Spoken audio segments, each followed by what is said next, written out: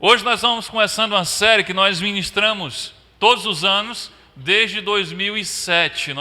Foi quando surgiu essa ideia de no final do ano nós pegarmos o que de melhor, um resumo do que foi ministrado durante aquele ano, e nós ministramos uma série com o melhor daquele ano, nesse caso aqui o melhor de 2013.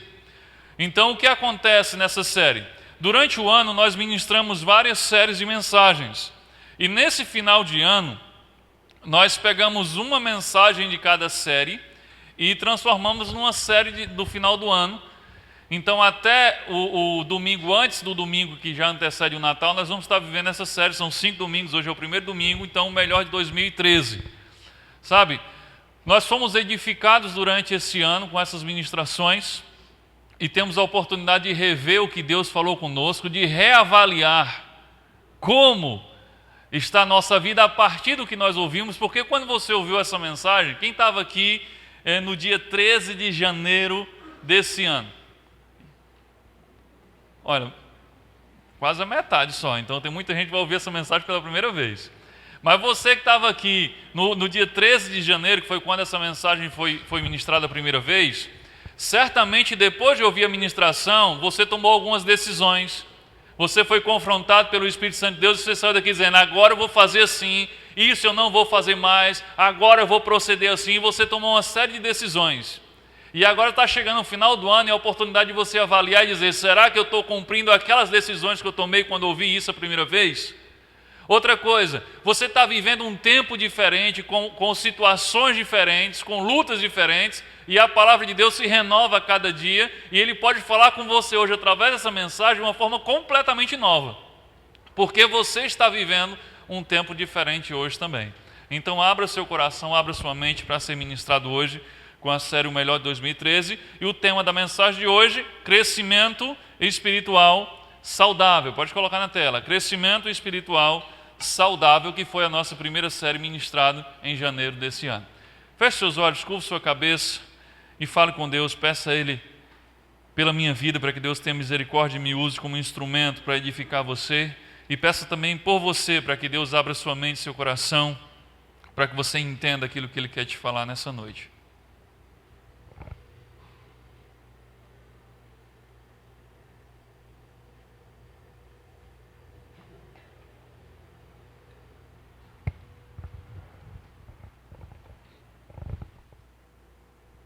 Senhor nosso Deus, em nome de Jesus, nós te louvamos, nós te agradecemos por mais esse dia, por mais esse presente que o Senhor nos dá de estarmos reunidos como família, como igreja, nesse lugar tão especial que o Senhor nos deu para te adorarmos. Deus, em nome de Jesus, nós damos toda a liberdade ao Teu Espírito Santo para falar o nosso coração e a nossa mente. Deus, ministra as nossas vidas. Deus, tem misericórdia de mim, não deixa, Deus, que as minhas imperfeições e os meus defeitos venham servir de empecilho para aquilo que o Senhor quer falar e quer fazer nessa noite. Em nome de Jesus, que apesar de mim, o Senhor ministre a todas as pessoas que estão nesse lugar. Nós confiamos em Ti e queremos ouvir o Senhor, em nome de Jesus. Amém. Então, crescimento espiritual saudável. Nosso texto, que foi o texto base de toda essa série, foi Lucas capítulo 2, versículo 52. Lucas capítulo 2, versículo 52, que diz assim: e crescia Jesus em sabedoria e em estatura e em graça para com Deus e os homens. Esse foi o texto base de toda essa série. Observe que aqui fala de Jesus e dá um detalhe a respeito de Jesus, que ele era alguém que crescia em todos os sentidos. Diz que Jesus crescia em sabedoria, de forma de conhecimento, de mente. Ele também crescia fisicamente em estatura. Era uma pessoa de saúde, e era também alguém que crescia em graça diante de Deus e diante dos homens. Em graça aqui significa crescia em seu relacionamento com Deus e crescia em seu relacionamento com as pessoas. Então Jesus crescia em sabedoria, ele crescia em estatura e ele crescia nos seus relacionamentos com Deus e com as pessoas. Jesus crescia em todos os sentidos. E como discípulos de Jesus, nós precisamos também ser cristãos que crescem em todos os sentidos também. Por isso, crescimento espiritual saudável. Lá em Lucas 15, você me escuta falar sobre isso quase todo domingo. Lá em Lucas 15 diz Ao final das parábolas que Jesus conta, ele diz que no céu há muita alegria, e algumas traduções diz que no céu há uma festa quando um pecador se arrepende, ou seja, quando alguém que estava morto espiritualmente nasce de novo. Então, quando você nasceu espiritualmente falando, quando você nasceu de novo, como Jesus diz, lá no céu, a Bíblia diz que teve uma festa. Assim como acontece no mundo físico, quando nasce um bebê, há sempre comemoração, há sempre muita expectativa, há sempre muita alegria. As pessoas vão visitar, a família se alegra, pelo menos em famílias normais é assim que acontece. Mas o que acontece quando um bebê, depois de passar por toda a alegria do nascimento, você descobre que o bebê ele tem um problema de saúde e esse bebê não é capaz de crescer naturalmente de forma saudável? O que acontece? Toda aquela euforia pelo nascimento começa a dar lugar a uma preocupação, a um sentimento de tristeza, porque o seu filho, que tanto você ama, atrofiou ou tem algum problema de saúde e ele não pode crescer normalmente e de forma saudável como deveria.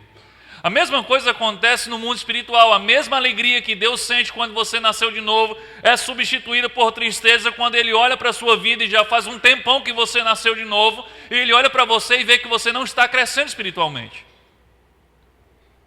Há quanto tempo você nasceu de novo? Você lembra?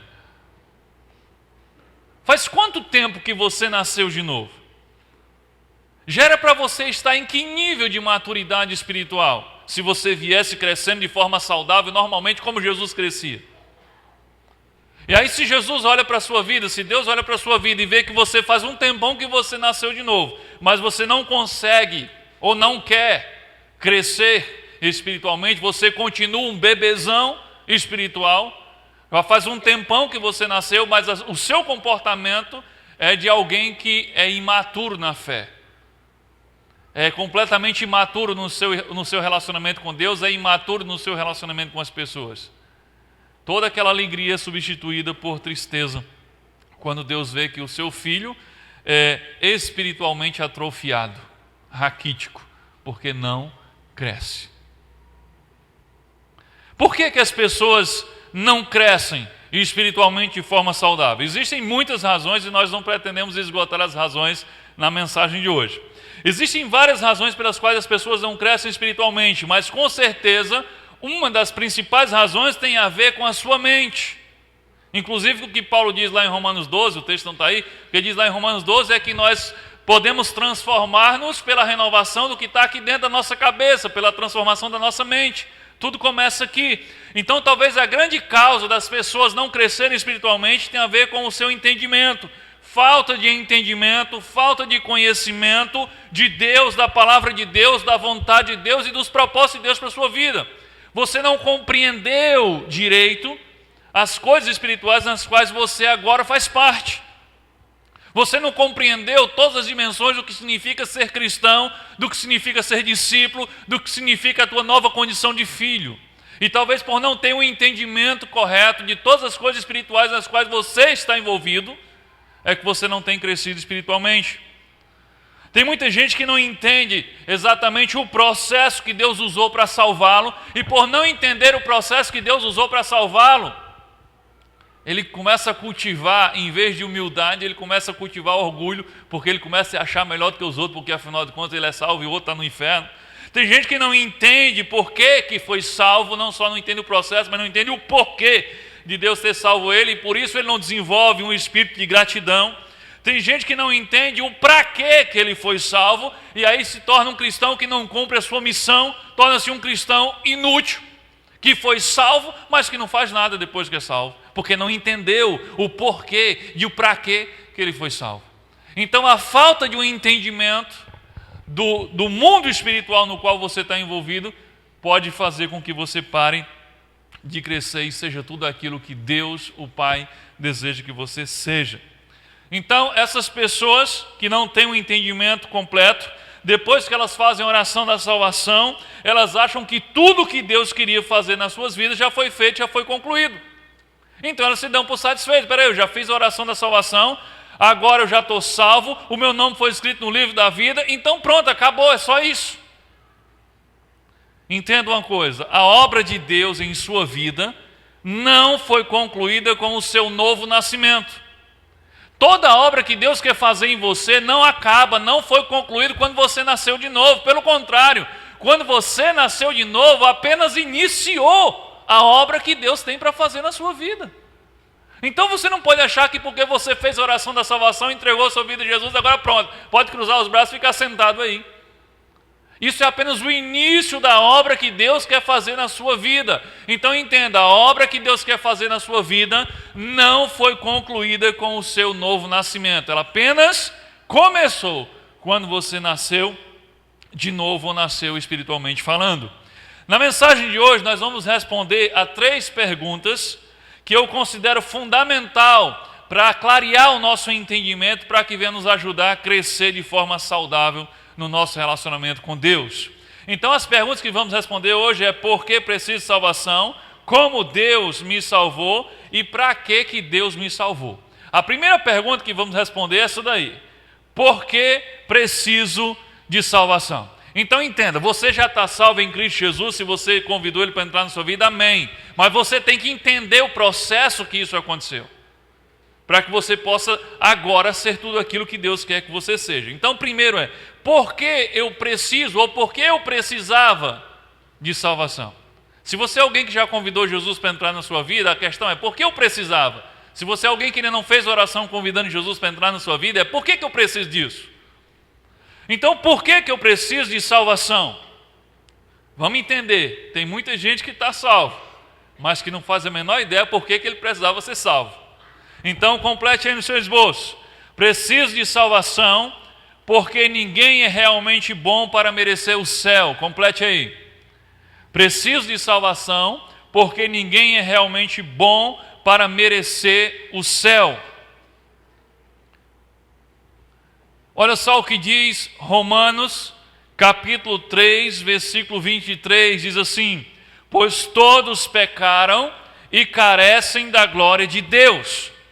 Eu quero frisar nesse texto o todos, pois todos pecaram, todos são pecadores e todos carecem da glória de Deus ou da graça de Deus.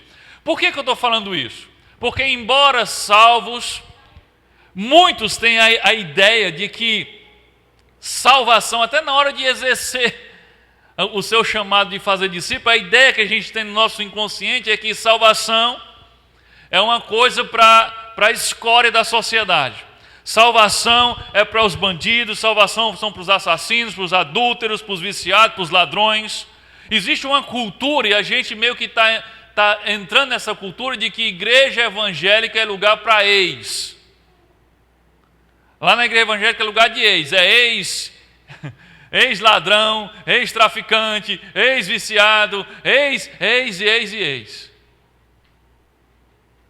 Aí eu fico pensando, será que pessoas normais, que são relativamente honestas nos seus relacionamentos, que são bons pais, boas mães, bons filhos, que são fiéis,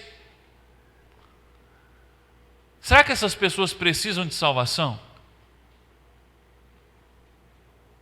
A impressão que dá é que a gente responde com conhecimento dizendo que sim, mas a gente sente como se não. A grande questão que a gente precisa entender é que o que conta não é se você é uma pessoa boa ou melhor do que outra pessoa. A grande questão é o quão bom uma pessoa tem que ser para merecer salvação. Essa é a questão. O quanto de bondade ou o quanto de santidade você tem que ter para merecer a salvação. Então o que conta não é se você é bom ou se você é melhor do que a maioria. O que conta é, será que você é bom o suficiente para merecer o céu? Talvez o grande problema está em qual tem sido o nosso referencial de bondade e de santidade. Nós costumamos olhar para os que são piores do que nós, e aí nós pensamos, realmente eu sou uma pessoa muito boa. Eu acho que Deus tinha que estar agradecido por quem eu sou. Porque olhando para fulano, para ciclano e para beltrano, eu realmente sou uma pessoa muito boa. Então Deus já deveria estar mais do que satisfeito comigo. Deus não vai ter a cara de pau de me mandar para o inferno uma pessoa boa como eu. Mas, na verdade, Deus nos deu um referencial de santidade e de bondade. E esse referencial, você já sabe, é Jesus. Então a ideia é o seguinte: é fácil eu olhar para um irmãozinho problemático e fraco na fé e dizer, não, eu sou uma pessoa boa, eu sou uma pessoa madura, eu sou uma pessoa espiritual. O meu desafio para você não é esse. O meu desafio é você olhar para Jesus. Você olha para Jesus e agora me responda: você realmente é tão bom quanto você pensava que era? Se compara com Jesus e me responda: você é tão bom quanto você pensava que era? Porque o padrão de Deus para merecer o céu é simplesmente o padrão de Jesus. Eu pergunto: você tem o padrão de Jesus? Será que você é capaz de amar as pessoas que odeiam você? É só alguns exemplos do que Jesus era capaz de fazer. Será que você é capaz de orar pelos que perseguem você? Será que você é capaz de dar a outra face quando alguém te bater num lado? Será que você é capaz de servir a pessoas que aparentemente são menores do que você? Porque tem gente até que serve, mas serve o que eles acham que é maior, mas aqueles que ele acha que é menor, ele quer pisar. Será que você é capaz de viver sem mágoas e sem ressentimentos, mesmo as pessoas te ofendendo? São só alguns exemplos do que Jesus fazia. Eu nem estou falando, será que você seria capaz de dar a sua própria vida por amor a alguém que te odeia? Então, quando a gente olha para Jesus, que é o padrão de Deus para entrar no céu, aí eu começo a ver que eu não tenho a mínima condição de merecer o céu. Quando eu começo a me comparar com os que são piores, eu começo a ficar orgulhoso e dizer, não, Deus realmente deve estar satisfeito comigo. Mas quando eu olho para o padrão de Jesus, eu começo a ver, eu não tenho a mínima condição de merecer nada. Porque se aquele é o padrão de Deus para entrar no céu, então eu não posso entrar no céu. Eu preciso de quê? De salvação.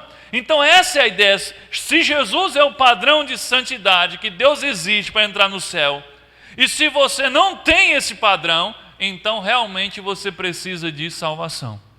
Então entendeu por que você precisava de salvação? Entendeu por que você precisa de salvação? Porque você não tinha o padrão de santidade para entrar no céu. O padrão é Jesus. E se você não tiver Jesus na sua vida, e Deus olhar para você e não ver Jesus em você, você está reprovado. Mas quando você tem Jesus e Deus olha para você, Ele não vê os teus pecados, mas vê a santidade de Jesus que habita em você. E aí você passa a ter direito à salvação. É por isso que todos nós precisamos de salvação. Porque nem o melhor dos homens chega perto de ter o padrão que Deus exige para entrar no céu. Vou passar um vídeo que ele ilustra bem e fecha esse primeiro ponto da mensagem. Medidor de bondade. É uma ilustração do que aconteceria quando nós vamos chegar no céu lá. Dá uma apagada na luz aí.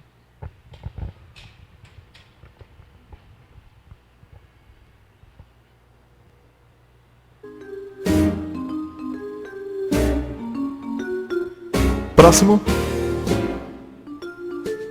Arquivos, por favor. Um pouco de mentira, um pouco de roubo, e alguns atos de bondade aqui e ali. Eu tentei viver uma vida boa. Bem, vamos ver o quanto.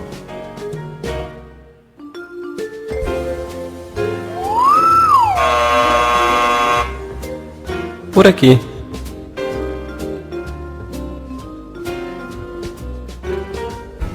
Próximo. Arquivos, por favor.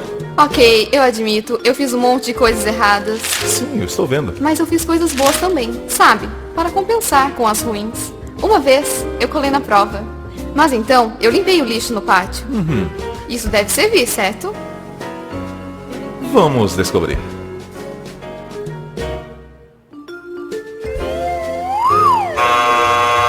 Por aqui. Deveria compensar, certo? Deveria compensar. Próximo. Arquivos, por favor. Impressionante. Sim, eu dediquei toda a minha vida para fazer o mundo bem melhor. Fui voluntário na África, doei sangue todos os meses. E ajudei na Índia também.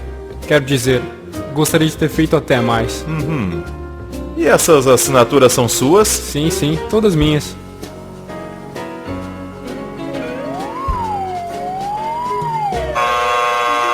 Mas assinaturas são minhas.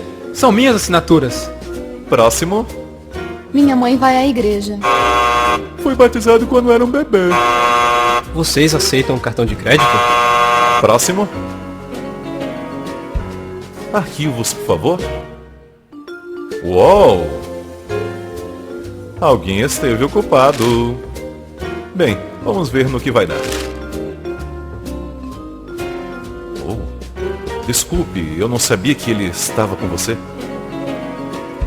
Filho de Deus. Ok, suba na balança. Você não. Ele.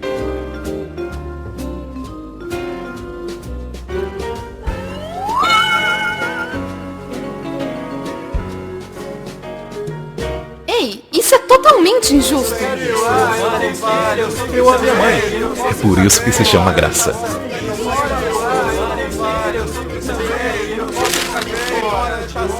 Próximo.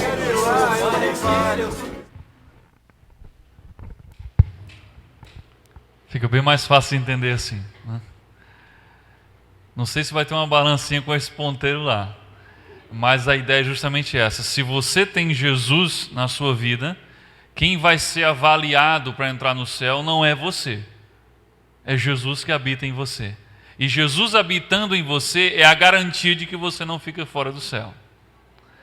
É por isso que a gente viu ali um exemplo do que fez muitas coisas boas, né, para ajudar muita gente. Você pode ter sido a pessoa mais boa do mundo, humanamente falando. Mas se você não tem Jesus, você não é bom o suficiente para merecer o céu. Então, se você está aqui hoje e você é alguém que não fez uma oração para convidar Jesus para ser o Senhor da sua vida, entenda uma coisa: você pode ser uma excelente pessoa, mas você não é bom. Diga assim para a pessoa do seu lado: você não é bom o suficiente para merecer o céu.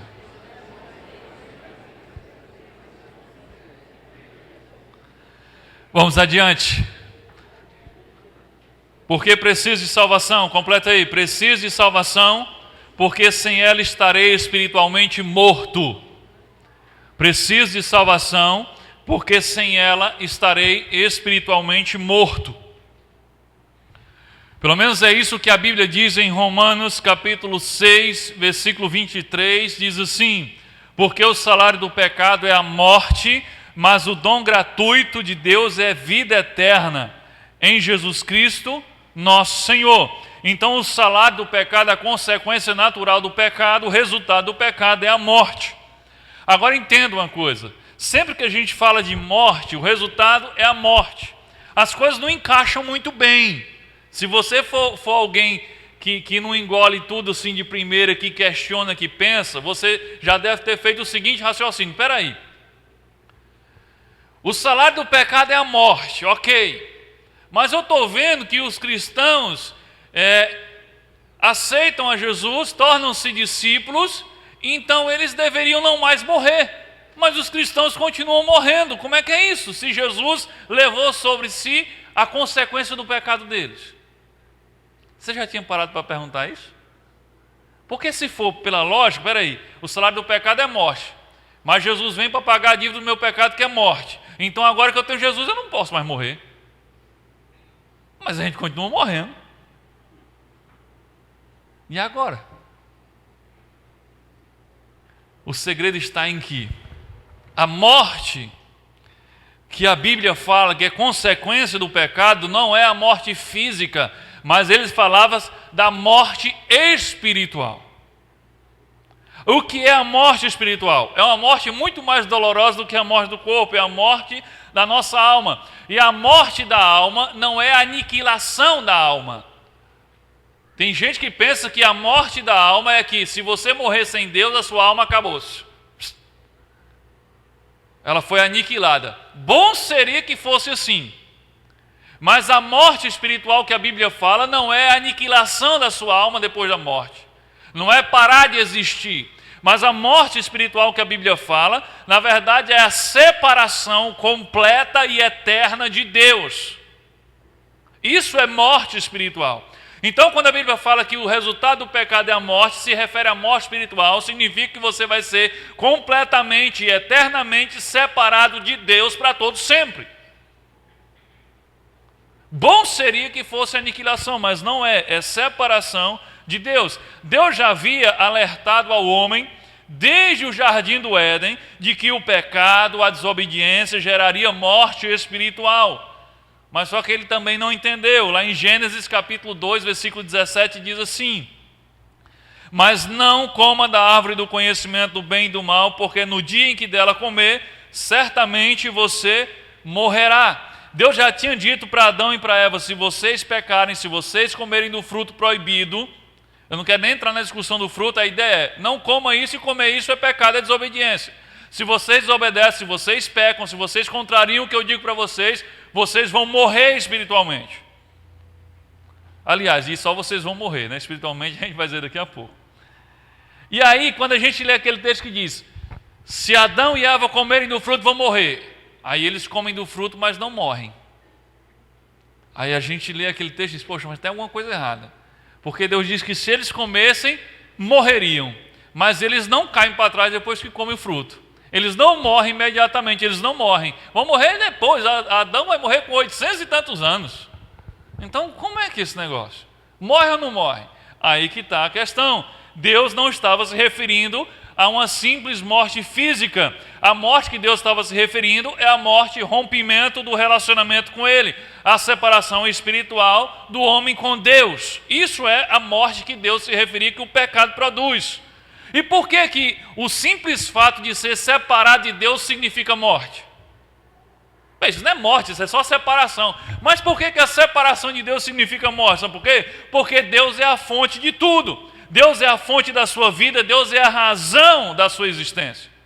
Lá em Romanos capítulo 11, versículo 36, diz assim, pois dele, por ele e para ele são todas as coisas. Ou seja, Deus criou você e criou você para viver um relacionamento com Ele, e você só existe por causa de Deus e para Deus.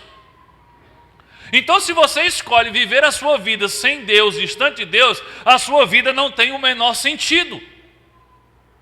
Se você escolhe viver separado de Deus, a sua vida não vale nada. Essa que é a verdade. Porque você existe por Deus e para Deus. E se você decide viver fora desse propósito, você não serve para nada. A sua vida não tem propósito algum. A sua vida não tem valor nenhum. Não há razão para você continuar existindo. Na verdade, você já está morto, embora respirando por algum tempo. Olha só o que diz Colossenses capítulo 1, versículo 16.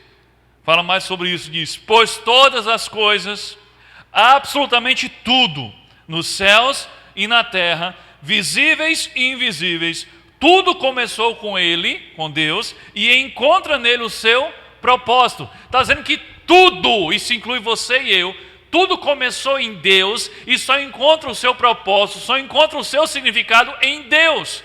Então, se você não está em Deus e não vive para Deus e está distante de Deus, a sua vida não tem significado nenhum. Você é só uma máquina que acorda, trabalha, come, dorme, acorda, trabalha, come, dorme, esperando o dia de morrer. Não tem sentido algum se você vive a sua vida distante de Deus. Adão, ele morreu espiritualmente quando perdeu a comunhão com Deus, que era a fonte e a razão da sua vida. O que aconteceu com Adão é o que eu digo que é a maior tragédia que pode acontecer com o ser humano, que não é simplesmente a morte física. A maior tragédia que pode acontecer com alguém é ele viver uma vida sem propósito. A maior tragédia que pode acontecer com a sua vida é você passar todo o tempo por aqui sem ter nenhum propósito, sem ter significado, sem ter encontrado o sentido da vida. É como se a sua vida, sabe, a vida de uma pessoa sem Deus, quando eu digo que é uma vida sem significado, sem propósito, é porque a sua vida foi criada para uma coisa e você decidiu não fazer aquilo para o qual você foi criado. É como se você fosse uma geladeira numa casa que não tem energia elétrica. Imagina só a serventia de uma geladeira numa casa que não tem energia. Ah, pode servir de armário, mas espaço não é o forte da geladeira, né? É como se você fosse um automóvel, mas no lugar onde não existisse combustível. Para que serviria um automóvel? Assim somos nós longe de Deus. Não há significado, não há propósito nenhum. Estamos mortos. Porque Deus é a fonte da nossa vida e a razão do nosso existir. Então, quando nós nos afastamos de Deus, nós estamos mortos, porque perdemos completamente o sentido da vida. Olha só o que diz lá em Gênesis, ainda falando de Adão, em Gênesis 3:9 diz assim: mas o Senhor Deus chamou o homem perguntando: onde está você? Esse texto eu coloquei aqui para você entender e observar que quem tomou a iniciativa de se afastar de Deus foi o homem, foi Adão.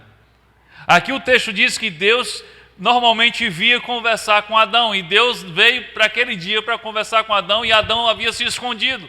E aí Deus pergunta: onde está você, Adão? Aí estou escondido. Mas por que você se esconde? Estou com vergonha. Mas por que você está com vergonha? Aí ele conta a besteira que fez. Mas a iniciativa foi do homem. Ao pecar, ele se distancia e o pecado o separa de Deus. Mas por que Adão fugiu de Deus depois que pecou? Sabe por quê? Porque depois, antes de Adão pecar, antes de Adão desobedecer, ele tinha prazer de ter um encontro com Deus. Ele tinha prazer de estar na presença de Deus, de conversar com Deus ao cair da tarde. Só que depois que Adão peca, agora ele tem vergonha de Deus, porque a santidade de Deus e a perfeição de Deus o constrange. Ele agora tem vergonha de estar diante de Deus, porque ele sabe do que ele foi capaz de fazer. Adão agora vê Deus, ou Deus está para Adão como um espelho está para um homem que teve a sua face deformada. Imagina alguém que teve a face deformada. Esse alguém, ele não quer mais estar em frente ao espelho. Sabe por quê? Porque o espelho revela as suas imperfeições. Assim é Adão. Adão não quer mais estar diante de Deus, nem na presença de Deus, porque a presença de Deus traz luz sobre o seu pecado e sobre os seus defeitos, e isso constrange ele. Então ele prefere não olhar, ele prefere não ver, ele prefere não estar com Deus. Por isso ele corre e se esconde da presença de Deus. E é exatamente isso que nós costumamos fazer. Mesmo depois de ter Jesus, a gente continua pecando, porque somos pecadores. Redimidos, mas somos pecadores. Só que a gente cai nas ciladas do diabo. E o que a gente faz? Quando a gente peca, quando a gente escorrega, o que a gente faz? A gente tende ainda a fazer a mesma coisa que Adão fazia. Nós fugimos e nos escondemos. Ou não é assim? Quando você peca, quando você escorrega, quando você faz aquilo que prometeu que nunca mais ia fazer, quando fala aquilo que prometeu que nunca mais ia falar, o que é que você faz? Você se esconde de Deus. E como? Você nem quer orar. Poxa, aí você diz: é muita cara de pau, eu ainda vou orar depois do que eu fiz? Não, vou não. Aí você não quer orar, você não quer mais ler a Bíblia, você não quer mais ir ao pequeno grupo, você não quer mais vir à igreja. Quantas pessoas desaparecem? Deixa de ir ao pequeno grupo, deixa de vir à igreja, e às vezes fica com as desculpas aqui lá, mas na verdade é porque está cometendo algum tipo de pecado e está com vergonha de Deus. E ir para a igreja e ouvir a palavra, e ouvir os louvores, e ao PG, e ouvir a palavra, isso o constrange e o envergonha. Então eles preferem fugir e se esconder. Assim como Adão fez. Sabe, é comum as pessoas lerem Gênesis e achar que foi Deus que rompeu o relacionamento dele com Adão como punição pelo pecado de Adão. Mas não foi. Na verdade, quando Deus expulsa Adão do paraíso, Adão já havia expulsado Deus do seu coração. Ele já havia se escondido e faltado ao encontro com Deus ao cair da tarde. Adão já tinha rompido o relacionamento dele com Deus quando foi expulso do paraíso. Então Adão de fato morreu depois que pecou. Sim, morreu espiritualmente, porque ele foi separado de Deus, a sua comunhão com Deus foi quebrada. E atente para uma coisa: Você sabe o que é o inferno? O inferno é isso em escala maior. O que é o inferno? O inferno é o lugar onde Deus não está e para onde aqueles que recusam-se a viver relacionamento com Deus são mandados. O que é o inferno? O que é que faz do inferno ser tão ruim? O que é que faz do inferno ser tão ruim? A ausência de Deus. Sabe, tem gente que diz assim, o inferno é esse mundo, o inferno é isso aqui. Você não sabe o que você está falando. Mesmo com toda a ruindade que tem aí, isso não chega perto de ser um inferno, porque a presença de Deus ainda está aqui. Sabe, você olha para o outro, você ainda consegue ver a obra de Deus. Você olha para a natureza, você ainda consegue ver Deus. Você olha para alguém agindo com amor, você ainda consegue ver Deus. Deus está em todo lugar ainda. Inferno é o lugar onde Deus não está. É o lugar onde tem 0% da presença de Deus. E quem vai para o inferno? Quem decidiu que não queria viver com Deus. É muito importante você ter esse entendimento. Deus não vai pegar ninguém assim pela perna, pendurar e dizer, você vai para o inferno. E o cara, não, deixa eu ir para o céu, eu quero o Senhor. Não. Quem é que vai para o inferno? Aqueles que passaram a vida inteira dizendo, eu não quero Deus, eu não preciso de Deus, eu sei cuidar da minha vida, eu sei tomar minhas decisões, basta eu ser uma pessoa boa, não preciso, eu não quero. E aí ele morre e de repente ele endoida por Deus? Não. Você não tem oportunidade de, na eternidade, viver eternamente com Deus, se enquanto esteve aqui você se recusou a viver com Deus. O que é que o inferno é? O inferno é apenas Deus dizendo, pode ir? Você não me quer? Ali é o lugar onde eu não estou. E por que é tão ruim lá? Pelo simples fato de Deus não estar. 0% da presença de Deus deve ser uma coisa terrível. 0% da glória de Deus, 0% de amor, 0% de paz, 0%. E esse lugar é um tormento, um lugar de choro e de ranger de dentes. Não é o parque de diversões do diabo não, viu? O diabo está sofrendo lá como todos os outros que vão sofrer lá. O diabo não é o gerente do inferno não. Ele vai sofrer no inferno como todos os outros vão sofrer lá. O lugar onde tem 0% da presença de Deus. Então é por isso que todos nós precisamos de salvação. Não só para escapar do inferno, mas para termos restabelecido o nosso relacionamento com Deus que foi quebrado por causa do pecado. E através de Jesus nós somos reconciliados com Deus. E recebemos de volta a vida porque estávamos mortos por causa do pecado. Amém? Está acompanhando o raciocínio? Então vamos, próxima pergunta. Como Deus me salvou? Então já entendemos o porquê que eu precisava de salvação. Precisava de salvação porque eu não era bom o suficiente para merecer o céu. Precisava de salvação porque eu estava espiritualmente morto por causa do pecado. Como foi que Deus me salvou? Qual foi o processo que Deus usou para me salvar? Então complete aí no seu esboço. Deus me salvou enviando Jesus para pagar a dívida do meu pecado, me reconciliando com Ele. Deus me salvou enviando Jesus para pagar a dívida do meu pecado, me reconciliando com Ele. Lembra, eu sou pecador, pecado gera morte, me separa de Deus. Por isso, Ele envia Jesus para pagar a dívida do meu pecado, retirar o pecado do meio, e aí eu posso ser reconciliado, restabelecer a minha comunhão com Deus, é o que diz em 2 Coríntios, capítulo 5, versículo 18 e 19. Olha só, 2 Coríntios 5, 18 e 19. Tudo isso provém de Deus, que nos reconciliou consigo mesmo por meio de Cristo. Ou seja, Deus em Cristo estava reconciliando consigo o mundo, não lançando em conta os pecados dos homens. Então observe que Deus, através de Jesus, Ele promove reconciliação. De quem foi a iniciativa de romper o relacionamento? Foi do homem, lá em Adão, lembra? Mas de quem é a iniciativa de promover a reconciliação desse relacionamento? É de Deus através de Jesus. Então, como foi que Deus me salvou? Enviando Jesus para pagar a dívida do meu pecado, que me separava de Deus, e agora eu posso ser reconciliado com Ele através de Jesus. Então Deus resolve o problema do nosso pecado, mandando Jesus para arcar com as consequências do nosso pecado. E quais eram as consequências do nosso pecado?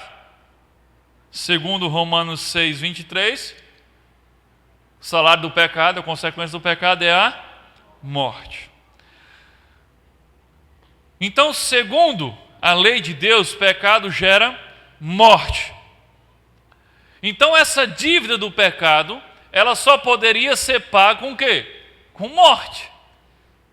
Jesus não... Por que Jesus morreu na cruz? Mas por que Jesus não simplesmente disse: ei, vamos acabar com esse negócio de pecado, está todo mundo perdoado, é todo mundo filho de Deus agora, está resolvido? Por que ele não fez assim?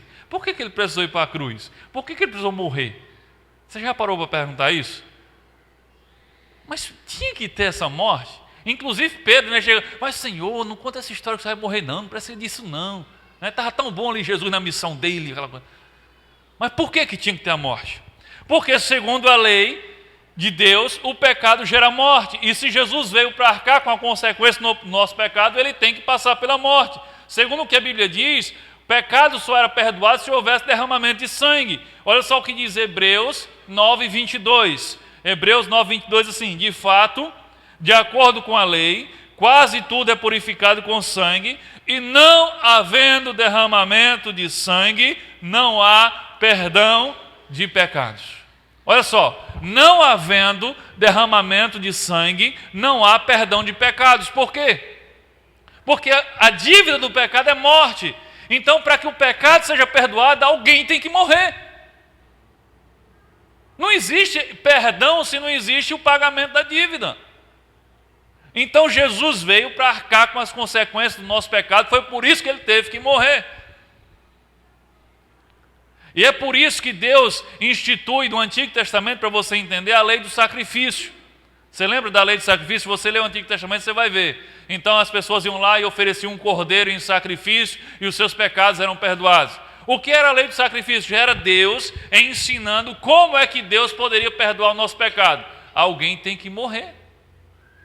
O que era a lei do sacrifício? Você pegava um cordeiro, ele tinha que ser perfeito, não podia ter mancha, não podia ter doença. E você levava esse cordeiro para o sacerdote, colocava diante do sacerdote. O que é que o sacerdote fazia? O sacerdote fazia uma oração, impunha as mãos sobre o cordeiro e sobre o pecador.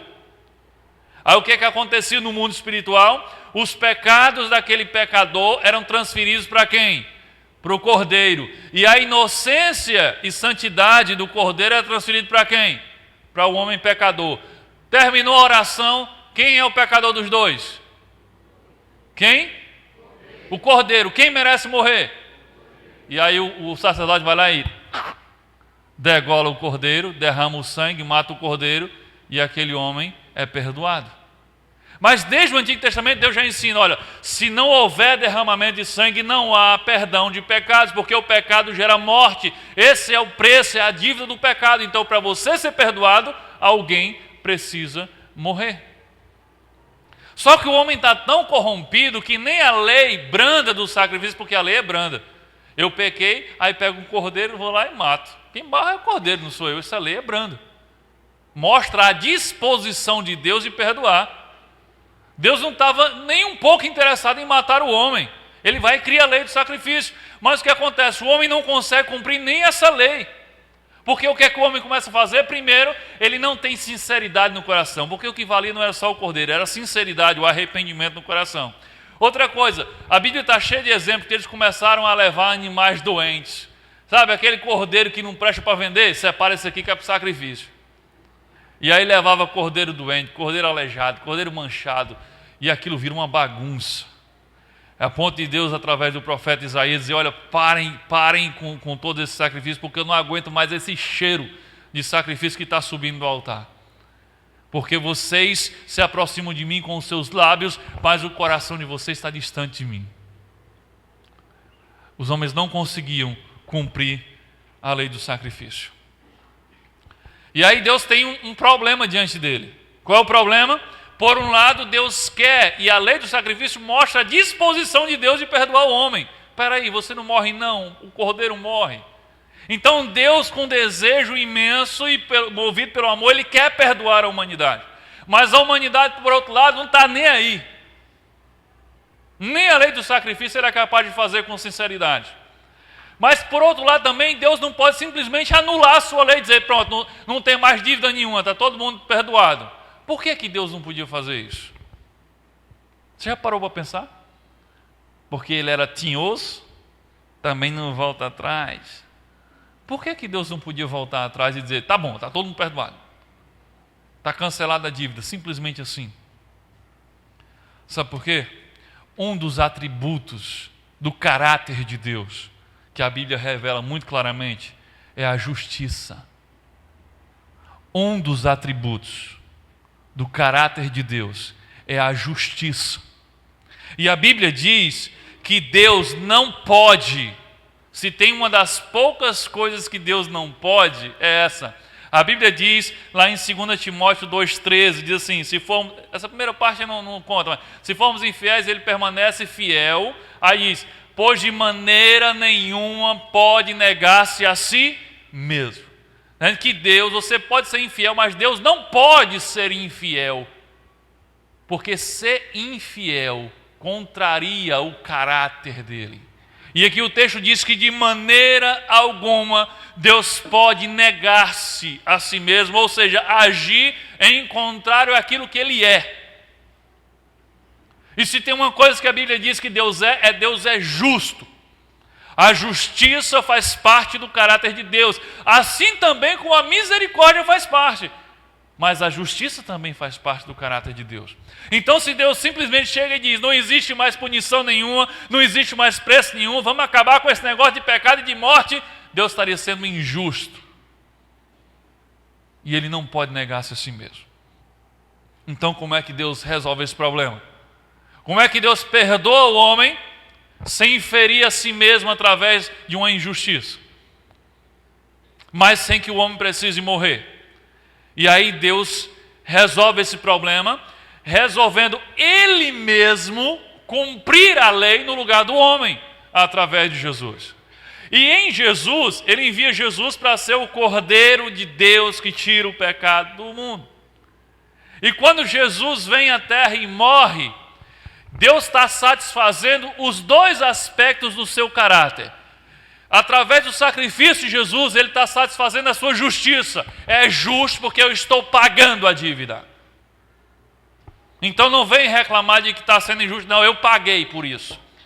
E onde é que Ele satisfaz a misericórdia? Quando Ele abrange esse pagamento para toda a humanidade.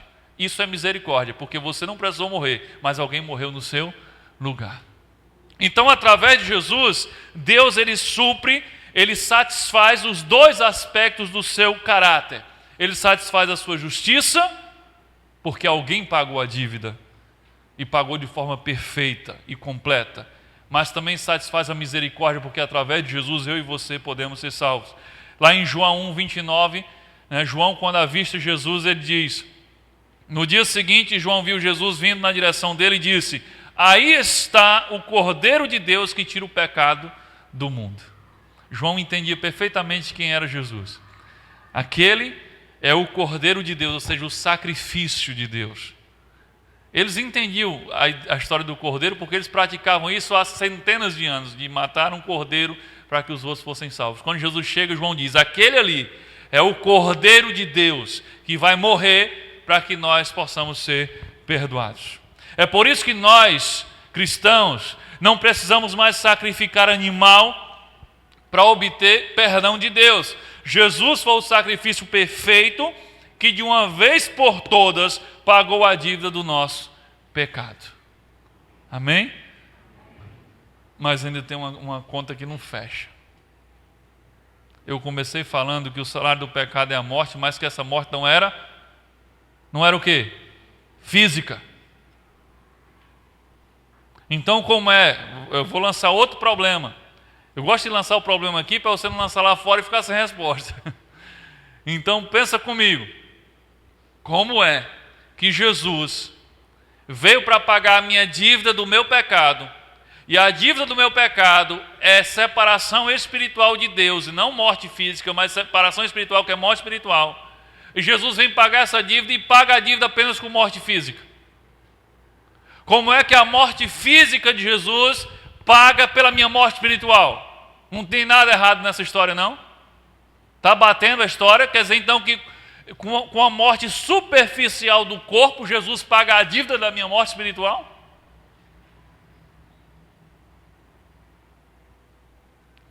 A verdade é que Jesus, pasme você, Jesus não morreu apenas fisicamente. Jesus morreu espiritualmente também. Olha que isso tem gente que as caveiras se mexem no túmulo, viu, quando escuta isso. Jesus morreu fisicamente também. Jesus experimentou a morte espiritual também. Jesus experimentou separação completa de Deus causada pelo nosso pecado que estava sobre ele. Sabe quando é que isso fica claro? Lá em Mateus capítulo 27, versículo 46, quando ele está na cruz, já próxima à hora da sua morte, já nos seus instantes finais, ele diz, aqui diz: por volta da hora 9, clamou Jesus em alta voz, dizendo: Eli, Eli, lama sabachthani, o que quer dizer: Deus meu, por que me desamparastes? Jesus está na cruz, mas chega um momento em que ele clama por Deus, e um momento em que ele é separado de Deus. Deus meu, por que me abandonaste ou por que me desamparastes? Aquele é o momento em que Deus dá as costas para Jesus. Por quê? Porque naquele momento Jesus se torna simplesmente o maior pecador da história do mundo.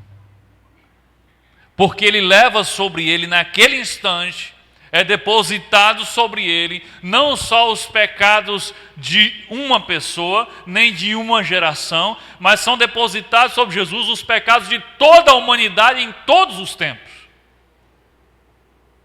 E Deus não tem comunhão com o pecado. Naquele instante, no mundo espiritual, Jesus entra nas trevas, sim, por causa do pecado que ele assume. A Bíblia diz que ele se fez maldição no nosso lugar. Então, no mundo espiritual, o que acontece? Deus sai da presença de Jesus, ou Jesus sai da presença de Deus por causa do pecado. Deus não pode ter comunhão com o pecado. E aí Jesus diz: por que me desamparaste? Naquele momento ele é separado espiritualmente. Ele morre espiritualmente. É naquele momento que ele paga a minha dívida da minha morte espiritual, que eu teria que passar se não fosse por Jesus. Esse era o cálice que Jesus relutava em tomar. Lembra no Getsemane? Jesus no Getsemane, no jardim de Getsemane, momentos antes de ser preso, ele orou por 3 vezes: Deus, se possível, afasta de mim esse cálice. Ele chega, os discípulos estão dormindo, e o que é que ele diz? Vocês não podem vigiar comigo nem mesmo uma hora, eu estou aflito a ponto de morrer. Jesus estava com tanto medo que ele diz: eu estou aflito a ponto de morrer. E as escrituras dizem que ele estava tão aflito que ele transpirava sangue. Você já viu alguém num nível de estresse desse? A ciência diz que é possível alguém transpirar sangue, mas ela tem que estar num nível de estresse sobre-humano. Era esse estresse, era esse medo, era essa agonia que Jesus estava passando no Getsemane, com medo de quê? Do cálice. E que cálice é aquele? É o cálice que fala lá em Apocalipse, o cálice da ira de Deus, que iria cair sobre ele por causa do pecado que ele iria assumir. Sabe, é um absurdo a gente pensar que Jesus estava transpirando sangue, com medo, dizer que estava com medo a ponto de morrer, pedindo que os discípulos orassem junto com ele, porque ele estava com medo da cruz. Jesus nunca teve medo de morrer fisicamente. E agora Jesus está apavorado, com medo da cruz. Seria Jesus menos corajoso do que o seu discípulo Pedro, Porque lá na frente, na história, segundo a tradição cristã, Pedro morreu crucificado de cabeça para baixo. E quando foram crucificar Pedro, iam crucificar como Jesus foi crucificado. E ele diz: eu não sou digno de morrer como meu Senhor. Então bote de cabeça para baixo. E aí Pedro, com todos os seus defeitos, na hora de morrer pelo nome de Jesus, ele está lá sem nem tremer, dizendo: bote de cabeça para baixo. E Jesus estava transpirando sangue e com medo da cruz. Seria Jesus menos corajoso do que Sócrates, o filósofo, que foi preso e condenado à morte por causa das suas ideias, e ele tinha que negar as suas ideias para poder se livrar da morte, e ele disse: se eu não for capaz de morrer pelas minhas ideias, então elas não valem nada. E aí dão lá um cálice de veneno para ele, um cálice de cicuta, e aí ele simplesmente bebe, e os historiadores dizem que ele vira aquele cálice sem nem tremer a mão, porque morreu pelas suas ideias. Aí Jesus está se tremendo, transpirando sem com medo da cruz. Sabe, não entra na minha cabeça que Jesus estivesse com medo da cruz. O cálice que Jesus se referia não era o cálice dos pregos, mas era o cálice da ira de Deus, da morte espiritual, da separação completa do Pai, coisa que ele nem imaginava ter que passar. Era a punição do nosso pecado sobre ele, que não era a simples morte física, mas era a morte espiritual.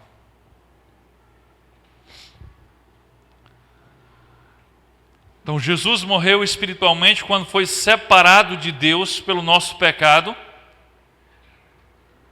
mas a Bíblia diz que Deus o trouxe de volta à vida ao terceiro dia. É interessante isso. Sabe, tem as pessoas que dizem: não, Jesus não morreu espiritualmente, foi só fisicamente. Ok, então ele morreu só fisicamente, então por que a Bíblia diz que foi Deus quem o ressuscitou? Lá em Romanos 10, 9, diz assim: se com tua boca confessares Jesus como Senhor e em teu coração credes que Deus o ressuscitou dentre os mortos. Compreende o que o texto está dizendo?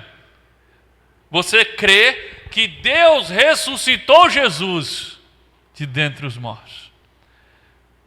Ora, se Jesus não estava de fato morto e separado, então ele poderia se auto-ressuscitar, porque ele ressuscitou Lázaro, ressuscitou outra menina lá, ele fez todo tipo de milagre, e agora Jesus não poderia simplesmente voltar à vida? A prova de que Jesus de fato estava morto, separado, é que para ele voltar à vida, Deus é que o ressuscita dentre os mortos. Deus é o que o traz de volta à vida.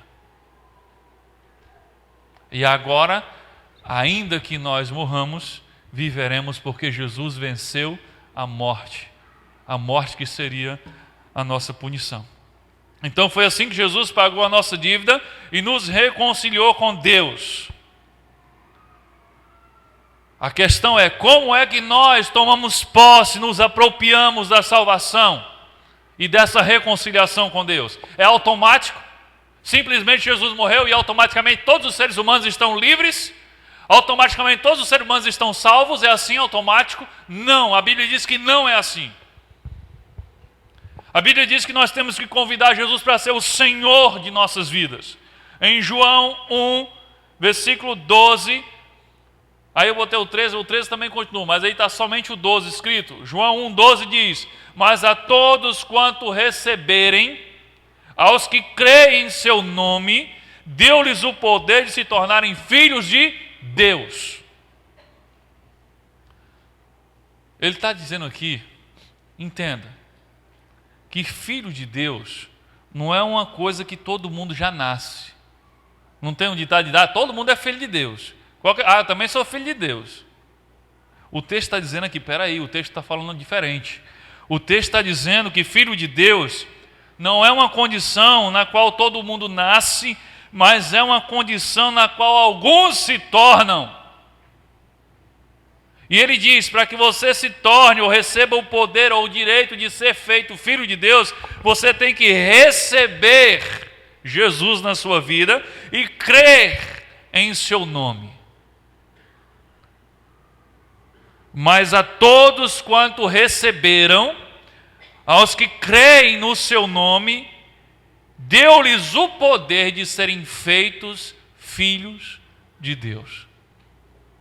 Nós todos somos criaturas amadas de Deus. Mas a Bíblia diz que filhos de Deus, somente aqueles que o receberam como Senhor em suas vidas e creem em seu nome.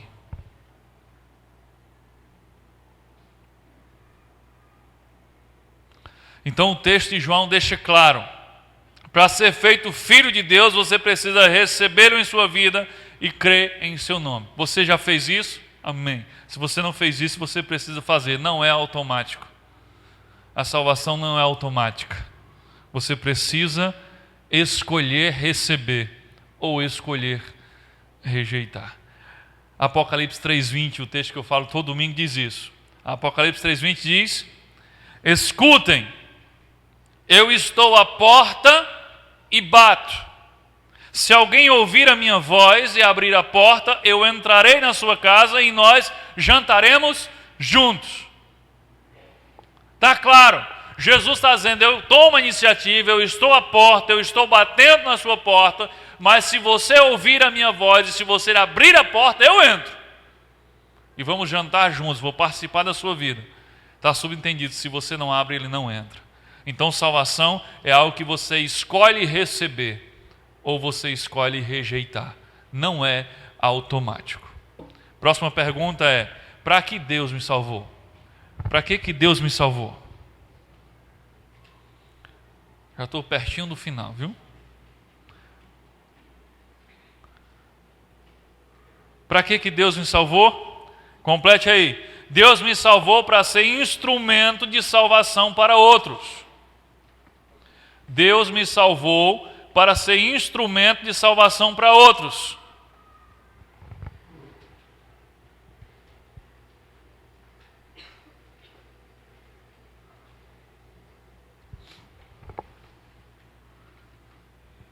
Jesus não escolheu você apenas para ser salvo. Se fosse assim, Ele tinha levado você para o céu na hora que você entregou sua vida a Ele. Você terminou a oração da salvação, puf, caiu para trás e morria. Se fosse simplesmente para ser salvo. Se você foi salvo e você continua vivo e aqui, é porque Ele tem alguma coisa para você fazer. Então, para que você foi salvo? O que é que você tem que fazer agora que você foi salvo? É claro que existe alguma coisa, porque se Deus deixou você ficar aqui depois de salvar você, tem alguma coisa para você fazer. Deus não salvou você apenas para você sentar numa cadeira todo domingo e ouvir pregação e música gospel.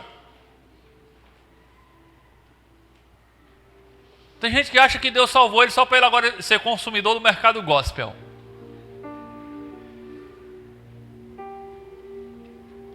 Se Ele deixou você aqui na terra, mesmo depois de ter salvado você, é porque Ele tem uma missão para você fazer. Sabe, quando Jesus chamava os seus discípulos, Ele já era claro. Hoje é que a gente falha nisso. Hoje a ideia é que, não, é como se Jesus estivesse chamando você apenas para te dar uma vida melhor. Jesus está salvando você apenas para resolver todos os seus problemas. Jesus está salvando você apenas para que você não sofra mais. Jesus é sempre você. Mas quando Jesus chamava os seus discípulos, Ele era claro. Olha só, Mateus 4,19.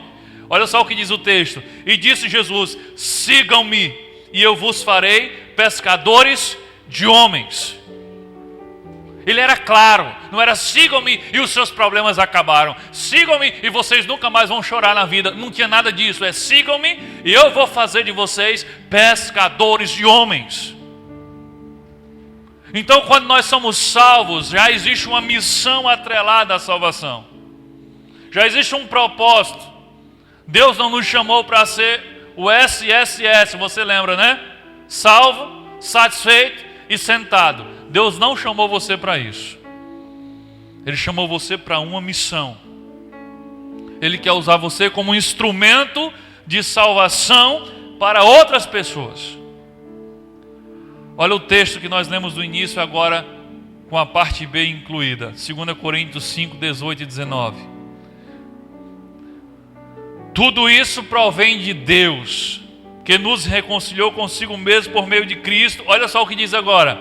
E nos deu o ministério da reconciliação. Ou seja, que Deus em Cristo estava reconciliando consigo o mundo, não lançando em conta os pecados dos homens. E observe, e nos confiou a mensagem da reconciliação. Ele está dizendo que Deus, através de Cristo, nos reconciliou com Ele, mas embutido a isso, atrelado a Ele, ele diz, e nos deu um ministério. Ministério é um serviço, uma função. E nos deu o ministério de quê? Da reconciliação. Então Ele só não me reconciliou com Ele, como Ele também me incumbiu da missão de fazer com que outros se reconciliem com Ele também. Diga para a pessoa do seu lado, Deus te deu o ministério da reconciliação. Diga.